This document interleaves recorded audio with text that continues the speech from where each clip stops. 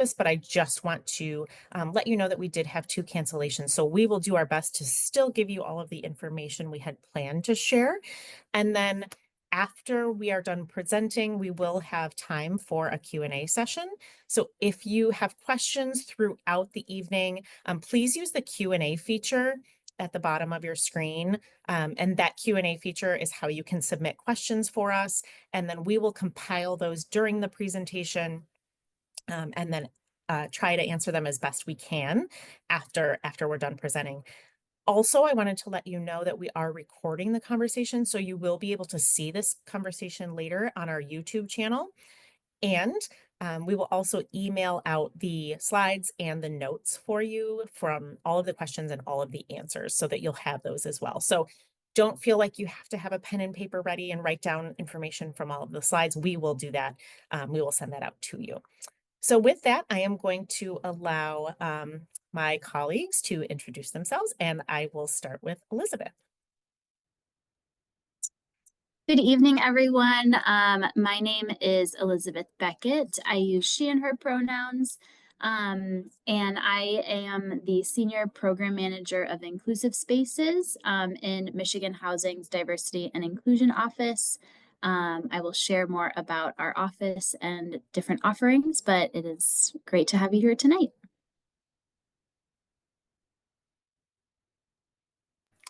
And hello, everyone. Forgive me for not being on camera. I'm having some technical challenges with Zoom, but I'm Nicole Banks. I serve as one of the Associate Deans of Students and work most closely with the Parent and Family Engagement Program.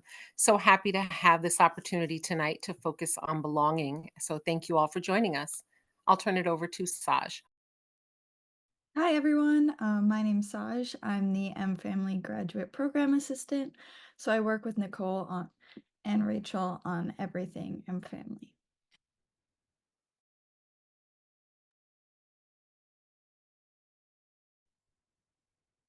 I apologize. It seems to be one of those nights where we're having some difficulties. I'm going to go ahead and share my screen, and we can get started. Okay.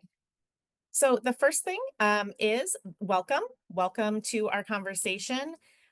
As we mentioned, here is Elizabeth Beckett, Nicole Banks, Saj McBurrows, and myself.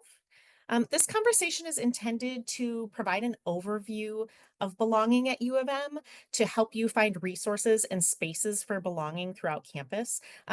We know that parents who are involved and family members who are involved with their students help their students do better in their university studies. And so we want to make sure that you are involved and that you encourage your students to take advantage of some of these opportunities, some of these resources, and help them feel a sense of belonging on campus. And as we mentioned, this is a time and a space for you to ask questions of us after we are done presenting. So again, if you have questions throughout this evening, please submit them through the Q&A feature. And then at the end of the presentation, we will compile those and then respond to as many as we can. We do keep to our schedule, so we will conclude at 7:30. If we don't answer all of the questions before that, then we will send them out via email so that you have them afterward. And with that, I am going to turn it over to Elizabeth. Thank you, Rachel. I'm going to share my screen or work on sharing my screen.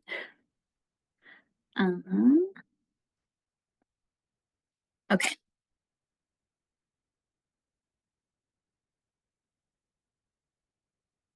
Okay. So I believe everyone should be able to see my screen now. So as I mentioned briefly in my introduction, my name is Elizabeth Beckett. I work in Housing's Diversity and Inclusion Office. And today or this evening, I'm going to be doing a brief overview of our office and the many offerings that we have as it particularly relates to belonging,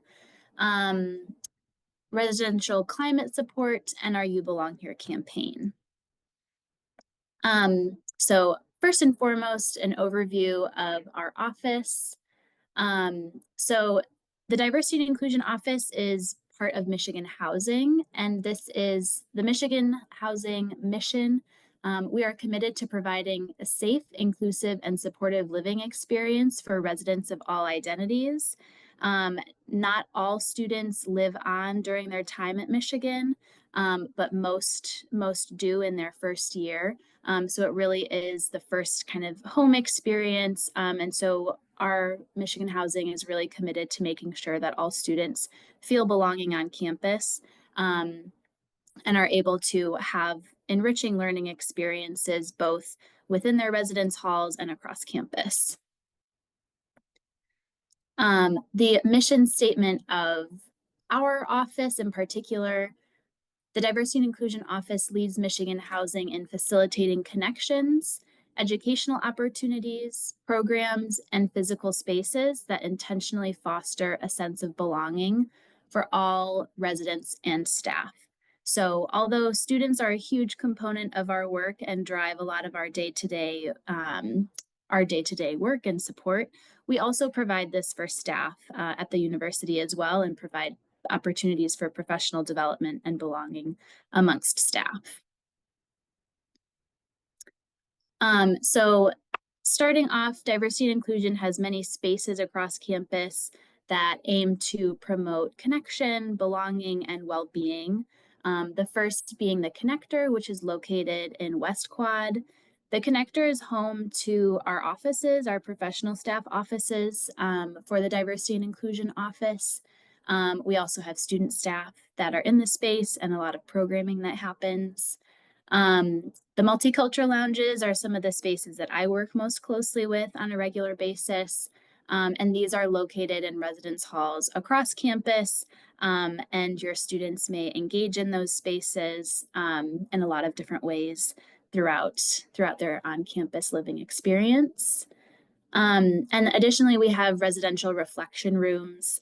These are spaces that students use for virtual telehealth appointments, therapy appointments, prayer, quiet reflection or meditation. I want to note that there are a lot of these spaces across campus.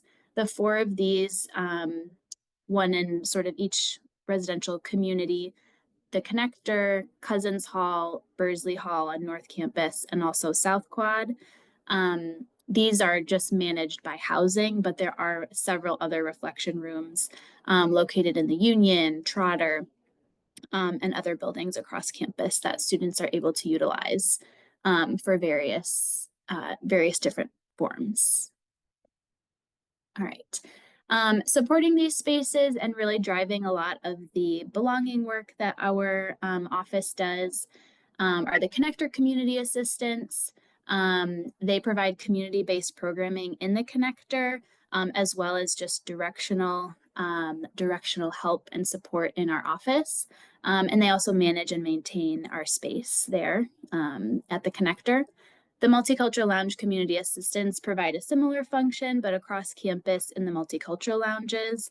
And they also are focused on providing community-based programming within the residence halls, specifically in the multicultural lounges. And this promotes a lot of connection and working to create communities of belonging within our residence halls. And they work closely with our diversity peer educators, which I'll talk about in a little bit. The Connector, we are open from Monday through Friday, and during business hours. We also sometimes have students drop in if they are wanting to talk to a member of our staff about something that's happening in their community. And we also engage via email virtually to set up appointments as well. And it is closed over when the university is closed, essentially. All right. Going into, so that's kind of a brief overview, a little bit of our office, who we are, where we are. And then more specifically, the offerings that we have for residents within Michigan Housing. So I mentioned that one of the things that our office provides is some professional development and an educational workshop series for students. So these are open to all residents, and they happen throughout the academic year. Um, Oftentimes they're led by our student staff, which is a great leadership and professional development opportunity for them. And we also work in partnership with other offices to provide workshops that sometimes feature an element of pop culture through an identity-based lens, such as like a representation in media. I did a program, or I did a workshop that was about Encanto and kind of examining family dynamics and generational dynamics. So it's a really great opportunity to enhance learning, connect with other people through an educational learning experience that is outside of coursework. We have a historic diversity peer educator program. These are our live-in student staff members. They focus on providing educational and socially enriching programs for residents. And they also help provide support kind of on a one-on-one basis as well. If a resident happens to experience something where they maybe don't feel that they belong, or they're feeling a lack of belonging in their community, our diversity peer educators are student peers that help to often navigate some of those processes. We have diversity and inclusion program assistants or student program assistants, and they focus on supporting our programs, research that our office does, as well as attending and representing us at events. One really cool opportunity, if students are interested in sort of a living, learning, or theme community, our office supports the multicultural housing theme community, which is located in West Quad. And this is a community where students who would like to engage with a multicultural community and also gain leadership experience and opportunities. They collaborate throughout the semester to put on programs and different learning opportunities for their community. And provides a really great transition for a lot of students into their college experience. And this is an opportunity that first year students can select during the housing application process. We also have multicultural councils that are located in every residential building. These are advised by the diversity peer educators. Again, it's a really great way for first year students to get involved in leadership opportunities on campus, find a community, find some belonging in an active and fun way. They also provide programming to the community and engage with the community in various ways. That is all very student-led and student-driven. Our office also manages many of the housing, religious, and health accommodation process. And so these are mostly done on a case-by-case request basis, with gathering sometimes necessary documentation depending on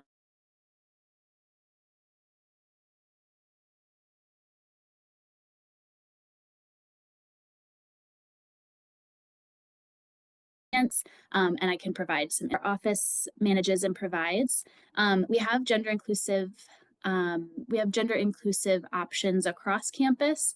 So if a student is living on North Campus because they are in engineering, or the School of Music, Theater, and Dance, where most of their classes are, and they're interested in living in gender inclusive housing, we do have that available.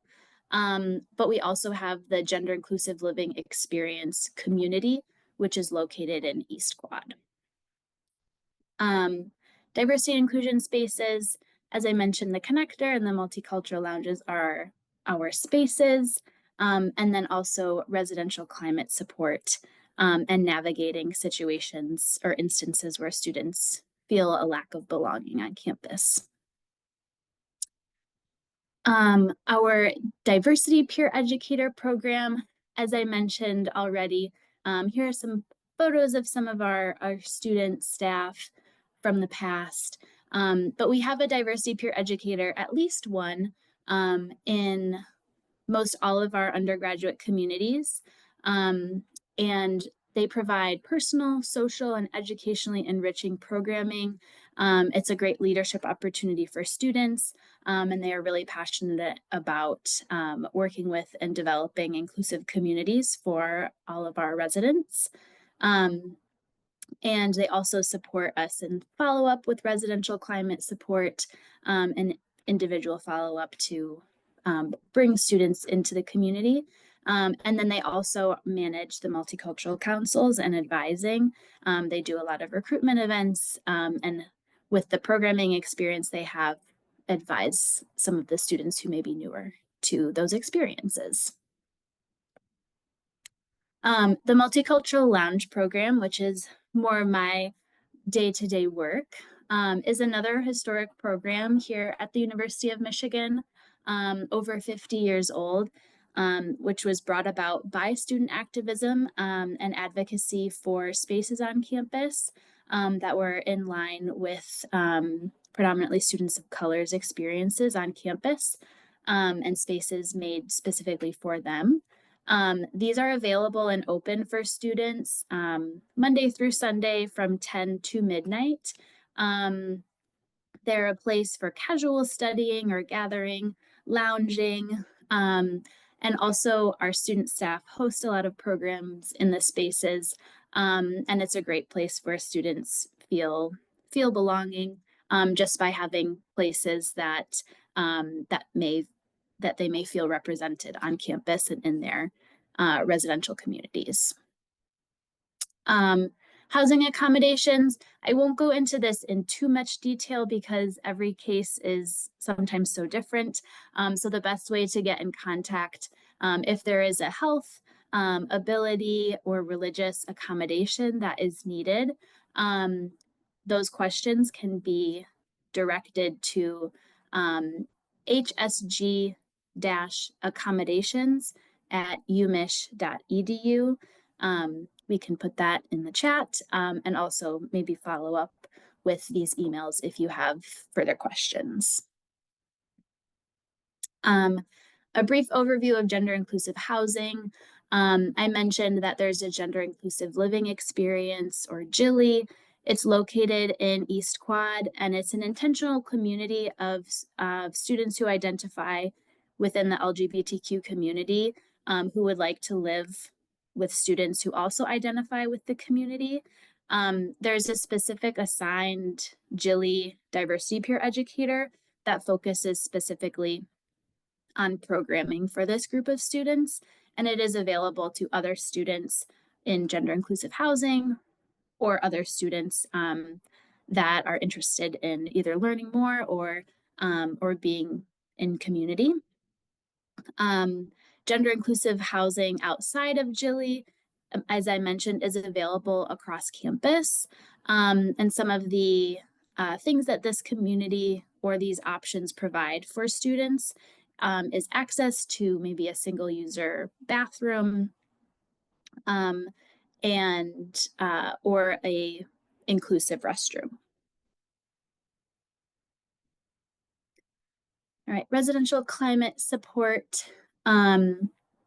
So things happen across campus in our world that impact life on campus, and our office is here to help support and navigate some of those situations and instances. And so we provide direct support and connection with our office.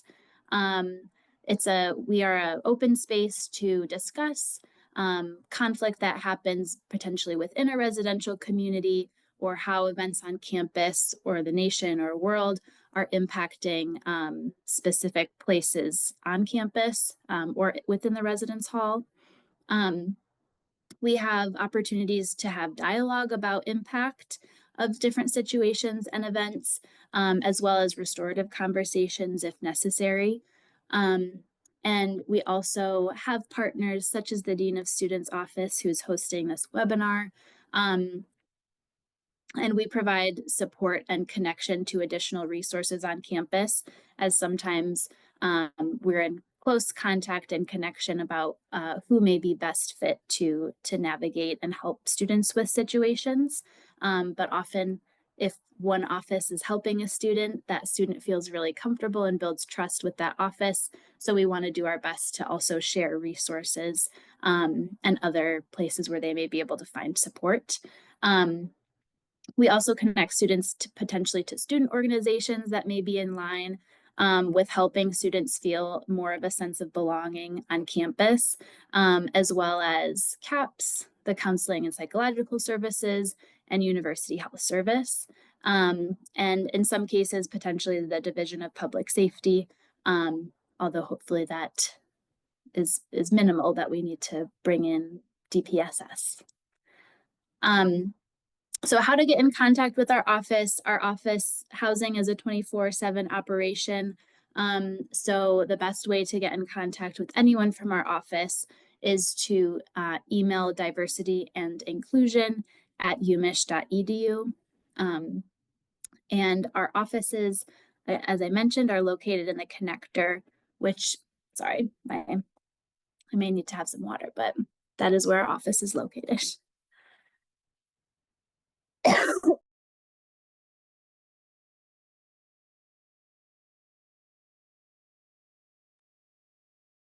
All We'll right. give, I was just going to I'm say, we'll give good. Elizabeth a minute. Okay. Well, thank you for sharing that. We appreciate it. I am going to switch over. I'm going to share my screen again. I see we have some questions coming in, so please use the Q&A feature if you have any more questions for us. And like I said, I'm going to start sharing my screen and share some more resources and information with you.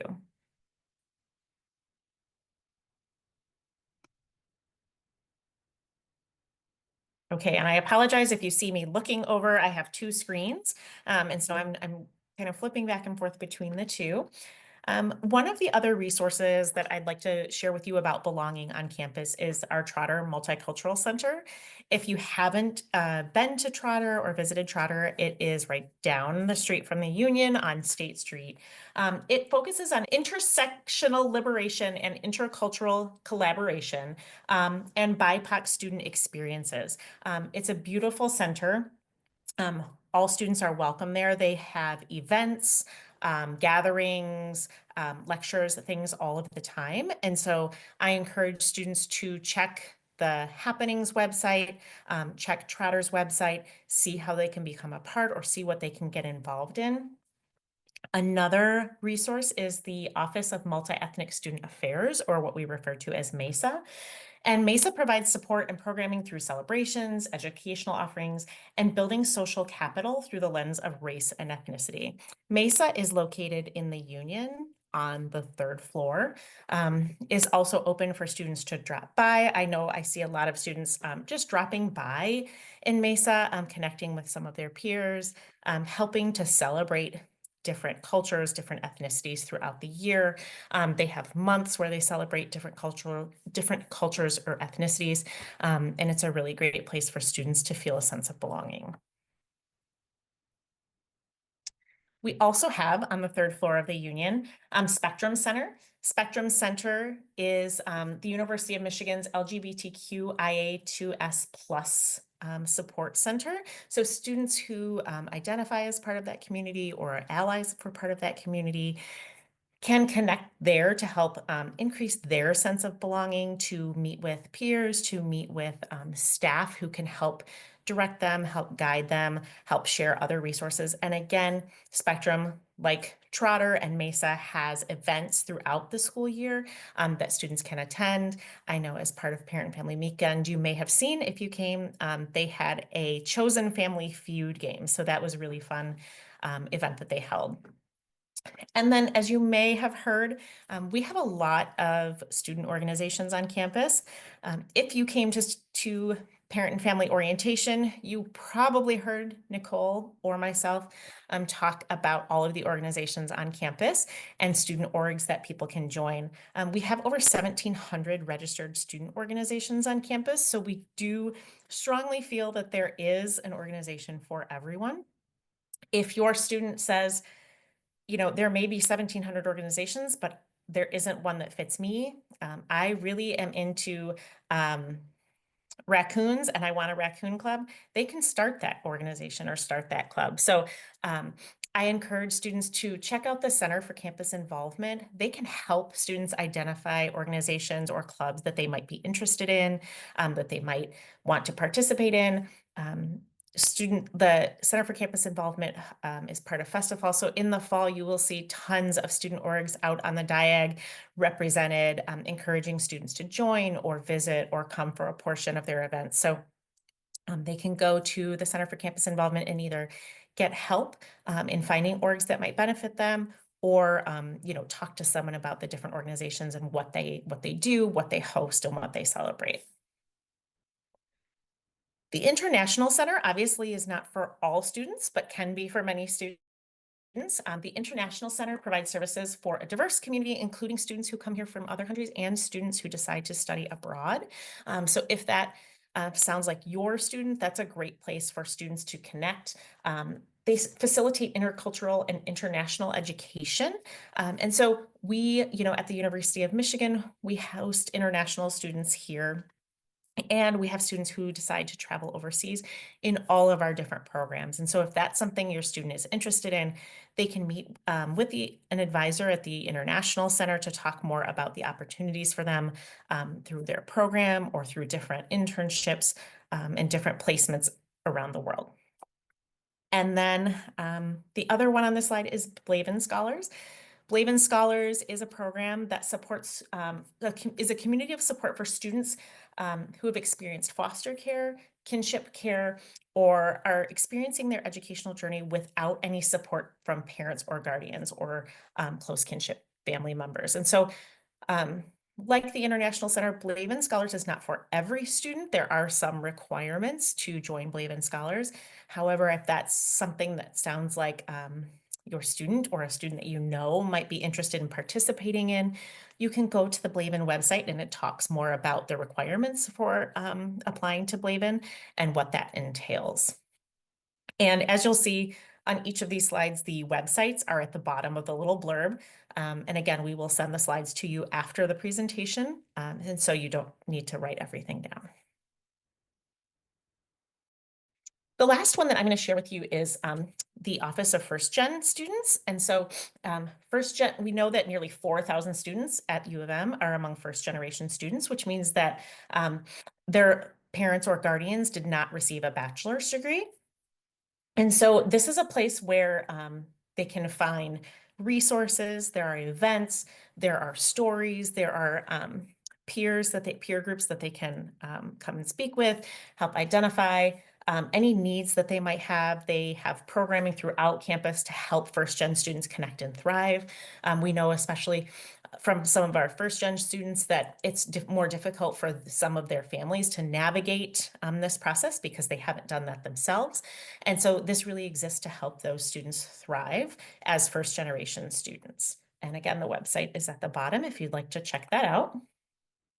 I am going to let Nicole talk a little bit about Expect Respect and what that means.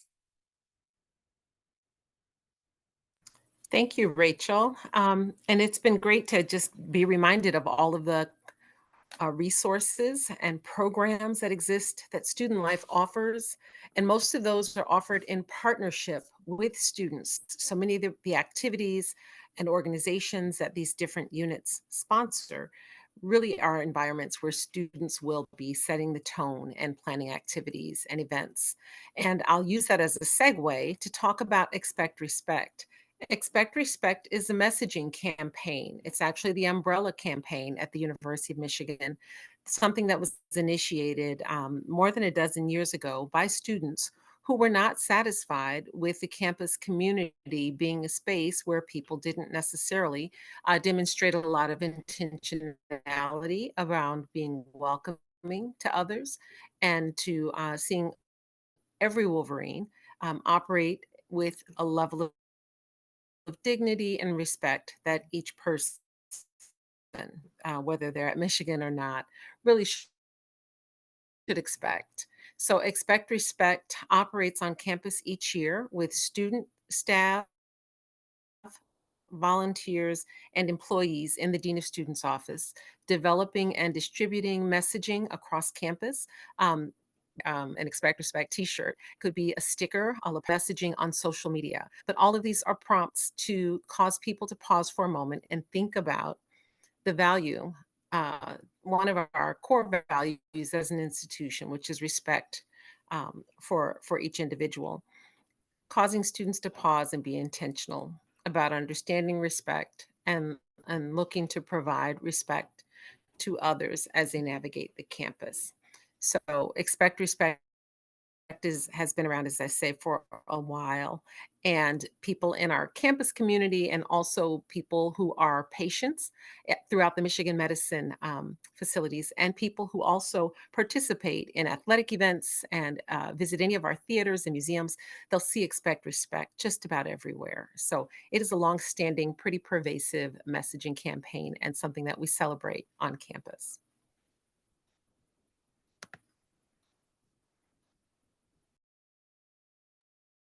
Thank you, Nicole.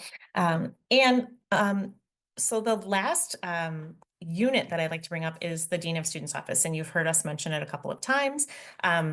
Nicole, Saj, and I all work in the Dean of Students Office. We are there and available to support students who are experiencing any challenges to their Michigan experience. So that could be anything from a roommate conflict to they've landed in the hospital from an accident, or they broke their leg, or they have COVID. Um, we can help them navigate those challenges. And so even if you're not sure that the Dean of Students Office is the right place to start, it's a great place to start because we work with all of the units on campus, all 19 colleges, and non-academic units to help find resources, direct your students to the right place, and we won't just leave them. We won't just send them away. We will help guide them through the process if there's something that needs to be managed, so we can help them with academic support. They can come to us if they're having financial concerns or need emergency funding. They can come, as Nicole just mentioned, with Expect Respect for campus climate concerns, for roommate concerns or question, or housing, or direct referrals for health and well-being resources. So again, the Dean of Students Office is a great resource. They are also located on the third floor of the Union. So I'm sure most of your students are familiar with where the Dean of Students Office is, but again, we'll share that information out to you as well. So as I mentioned before, we will have time for a Q&A session tonight. So if you have any questions, please submit them through the Q&A feature at the bottom of your screen. And we will just take 1 minute to have Saj compile those, and then we'll ask those questions. So I'm going to stop sharing my screen and we'll move over to the Q&A portion. Again, if you have any questions, please submit them through the Q&A feature. If you have questions, like I often do at 3 o'clock in the morning or 4 o'clock in the morning, you can email us and we'll try to answer them as best we can.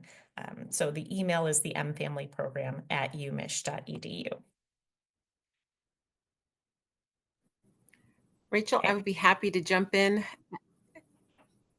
Uh-oh, there's a delay. I didn't mean to cut you off. Nope, Okay. it's I'd be fine. happy to- I'm getting an error message on screen that says that my internet is unstable. So if there are any delays or freezes, just carry on without me. I don't know what will happen. I don't want to lose our time, but there were 2 questions submitted in the Q&A, and I'd be happy to go ahead and read those and answer them and open it up to all of my colleagues here to help answer those. But for those who are participating, if you waited until now to submit your question, it's not too late. Go ahead and put your question in the chat, and we'll just keep moving with the time that we have available. Thank you, Saj, for compiling the questions. So the first question asks about multicultural, the term multicultural, which we made reference to in a couple different instances in talking about our resources. Elizabeth, would you mind responding to this question, which asks, does multicultural mean groups of multiple cultures or groups of individual cultures, like specific religions, heritage groups, etc.?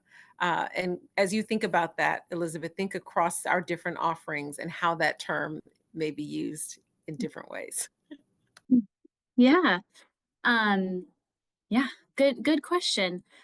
So multicultural, in a lot of the contexts that we utilize it in kind of multicultural education, would mean many cultures, ethnicities, and taking a look at either, through a multicultural lens. So how a situation may be viewed or perceived through this lens, and also in a lot of our events, taking a multicultural approach. So celebrating, honoring, and learning about many different cultures and ethnicities through programming or opportunities through like Mesa mentioned the Heritage Months that happen. So many, multiple.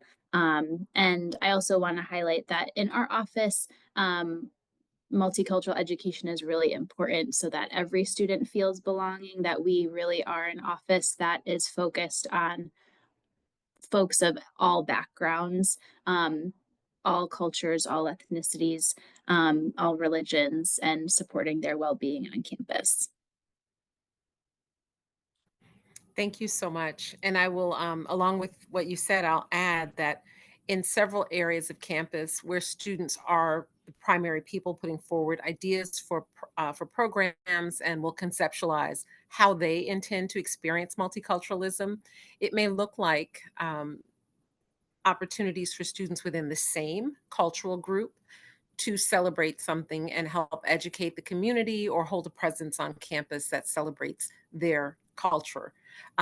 Or it may look like opportunities for learning and teaching, so cultural exchange. And Elizabeth did share a couple examples. I'll add to that. In fraternity and sorority life at Michigan, we have a whole council that is the Multicultural Greek Council. Each of the fraternities and sororities will either be focused on certain cultures or will focus on multiculturalism, so the exchange in both, either or, and both. Great opportunities for them to pursue and not be confused by the different iterations or ways in which we talk about multiculturalism. The next clubs and organizations. And yes, we do have, sometimes we talk about it as close to 2,000. It is about 1,700 student clubs and organizations that are registered and recognized. So the question too, and the writer is asking what to tell their students when they get rejected from a club. So the clubs and organizations that have limited space will be those organizations where they allow people to apply, to try out, to audition. I think of dance and movement. I think of performance type organizations. Um, I also think about some organizations that might produce a product or operate within a competitive realm, like creating something that they then go and compete against other groups um, as part of their annual operation. And I know for many students that can be very discouraging or frustrating. So we encourage students to continue to look because we know that there are so many clubs and organizations that offer similar, they operate in similar ways and they offer similar features. And a student may be most aware of something that is highly visible, but may not realize there are three other clubs that are similar, where they may find that there is space and they may find that it actually really is the proper space for what their contributions are, their skill level, their interest level, and whatever the topic or affinity is, they may still find a very good opportunity. And the other thing that stands out is you think about 1,700 clubs and organizations. Not only do we have many students who who are parts of multiple organizations, but we also have many, many students who have recognized that they can create an organization that really is about a topic, an issue, an area of interest, or for social purposes, but serves their needs. So encourage your student, if they didn't get into the club or organization that they found to be the most visible and the one they wanted to join, encourage them to keep looking. And if all else fails, not to be inhibited about forming another club or organization. And the Center for Campus Involvement can assist them, support them in doing that. So the next question, okay, I'll go on to this next question. It says that it seems like most of the community building takes place within the residence halls in the freshman year. Elizabeth, I think I'll have you answer this question when I finish reading it. How do transfer students, if they don't live in the residence halls, find their community on campus? What resources do they have? I hope that's not a bad setup for you, Elizabeth, because the question actually is coming from the perspective of not living on campus. So I'd be happy to help That's with it, but I'll let you get started. Yeah, I can definitely start us off. So for any student, transfer students especially, but any student, the website Happenings at Michigan is a great resource to be able to find events across campus. The Diversity and Inclusion Office of Michigan Housing has like a specific page that lists all of our events. And our events, while they do primarily happen within residence halls, are open to any student to attend. And we would, if a student would like to attend, we hope that they feel welcome to join us. We don't have restrictions on who is able to go to an event or not. It's mostly about awareness. And so some of it is being able to know what resources to connect with, such as Happenings, following different social media platforms where information is shared. Also, the Transfer Student Center would have some information as well as how to come into campus and start building community. So there are a lot of resources for transfer students to be able to build community.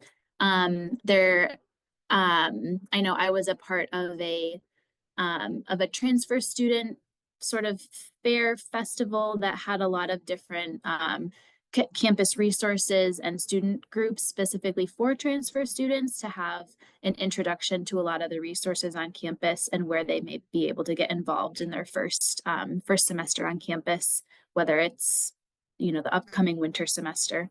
But I'll end there and let others add on.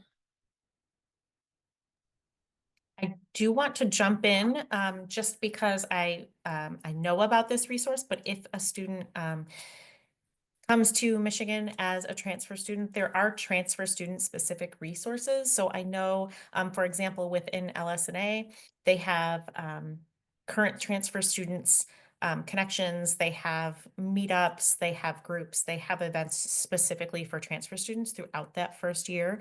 And so a student who is a transfer student is looking to maybe connect with other transfer students who are sort of going through the same experience should check with their program to see what kind of events and groups they have for transfer students specifically as well.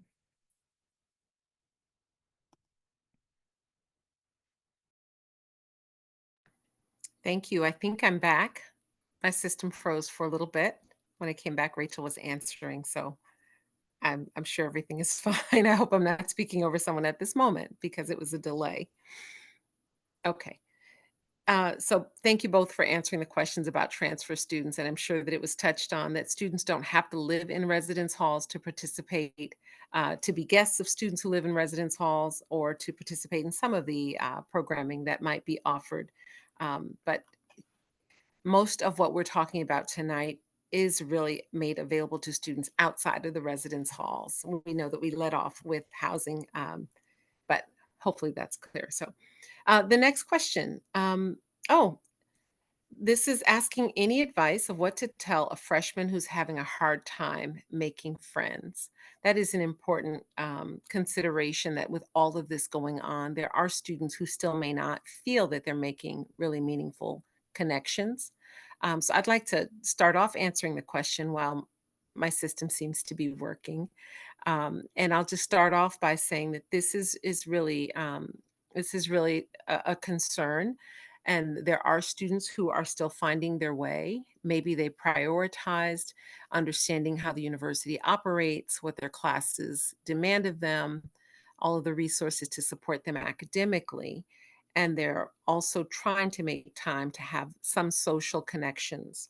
Or maybe they're interested in working on campus as a way to not spend all of their time either in class or in their residence hall room or off campus apartment. But we know that being active in the campus community, even attending events, can really help a student be exposed to other people and strike up casual conversation with acquaintances just to determine whether or not there's enough they have in common to then communicate more often. Many of our students will take their meals, of course, in the dining halls, whether they live on campus or not, because everyone has access to the dining halls and meal plans. But many other students will eat in our unions. They'll hang out in our unions. They spend time in the fitness centers and the recreational sports areas, just making sure that as they're taking care of themselves, they're also in spaces where there are many other students so that they may have casual interactions and gradually get to know other people. So if going directly to club and organization to attend their meetings or attend their activities is not your student's jam, or if they've tried it, but 1,700 clubs and organizations is a lot of sampling, encourage them to think about where they are spending time, whether it is the lobbies and lounges of our residence halls, if they live on campus, or if it is other large spaces where students will spend time between and after classes, like the different unions. We have the Michigan Union, which has many, many spaces for students to gather or relax, study. There are quiet spaces, and there are spaces where groups will meet. And they're allowed to make some noise. They can have a very good time. There is Pierpont Commons, which is up on North Campus, and there's the Michigan League. So these are some areas that you might encourage your student to try to just spend some time in. So that, especially now that the weather is cold in Michigan, if you're living somewhere in a warmer climate, know that your student may not be outside very often right now because it is very cold. So a lot of students are inside, but finding places to get to gather, to study, and to relax. Those are opportunities to meet new people. What would you add to it? I'll open it up to my colleagues. I'm just going to add, and I'm going to throw this in the chat. We talked about the Center for Campus Involvement, but if your student goes to Maze Pages, it's mazepages.umich.edu, and I popped that in the chat. They can search all of those almost 2,000 clubs and organizations for something that interests them. So believe it or not, there is a squirrel club. If your student is interested in squirrels, we have a huge, very friendly, very approachable squirrel population on campus. I know that the Squirrel Club meets and feeds the squirrels and lets people know if squirrels need attention, if someone is harmed, if a squirrel is injured. So there is a Squirrel Club on campus. There are also Quidditch clubs if you have a Harry Potter fan. And then there are service clubs, there are philanthropic clubs, there are clubs for students of different ethnicities and different religions and different interests of all kinds. And so again, if your student is struggling to find that group of people or people who are interested in coffee or soccer or any sort of random interest, books, literature, theater, they can look at Maze Pages and see if they search, for example, for theater, it will give you a list of all of the organizations or clubs that are theater based. And so that would be a great resource too if your student is looking to meet people with like interests or specific interests. And I'll let anyone else jump in if you have any other suggestions. You took mine with Maze Pages because I saw the other question as well that related to like, is there a specific group? But Maze Pages is a great resource, and I know it may sound cheesy and is frustrating and to not feel like you found your community or your friends, but patience really. It may take a minute to find where you fit, but don't lose hope. And also, I think sometimes jobs on campus are a great way to make community as well. And I can put in the student employment office, if there are campus jobs that your student is looking for, that may help to kind of provide a work-based community as well, or friends through getting involved in a work capacity as well.